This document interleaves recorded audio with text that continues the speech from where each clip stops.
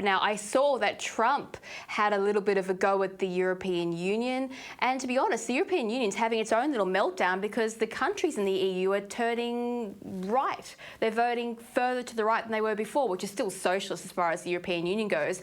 But are we seeing this a change in politics? And if Trump gets in power, what's that going to do to the relationship between America and the EU at this critical time?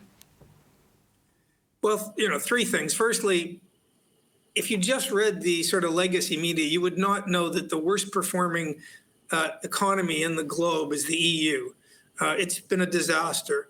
And you would also not know that Britain, for all its economic failures, is doing better economically than both France and Germany. And so, there's a lot of people trying to run the line. It was terrible for the Brits to get out with Brexit. But actually, although their economy is not good by world standards, the British economy is better than the two leading EU economies. Secondly, I grew up in Canada. NATO is a deal. The Americans protect you. You pledge to spend 2% of GDP on defense. And pre-Trump, you'd get the odd mention, but just about every European country freeloads on defense. The Germans don't even spend 1%. My native Canada, just a bit over 1%. And a lot of that is creative accounting. They're even counting the pensions they're paying the senior officers. And so I think it's, Trump is blunt and he's boorish and he's crass, but he said, why should young Americans come and die to protect your countries when you won't spend any money on defense?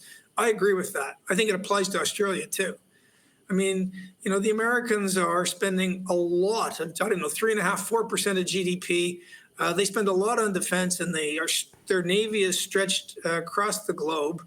And you've got these European countries, I think only, off the top of my head, Greece spends a lot because they're petrified of Turkey. So they're up around 6 or 7% of GDP. And the Brits make it over 2%. But not even France is over 2% of GDP. And what they really don't like is a crass, boorish guy like Trump coming and telling them the truth. Yeah, well, I think France spend more on defense. Historically, France spends all of its money printing white flags, if we're going to use a joke from one of the European historians. Look, we have to go to a quick break, but we'll be right back in just a second. And welcome back. We're here with James Allan talking about American politics. Now, remember, James, when the internet used to mock Bernie Sanders for sitting there wearing his little mittens and the endless memes that came out of that?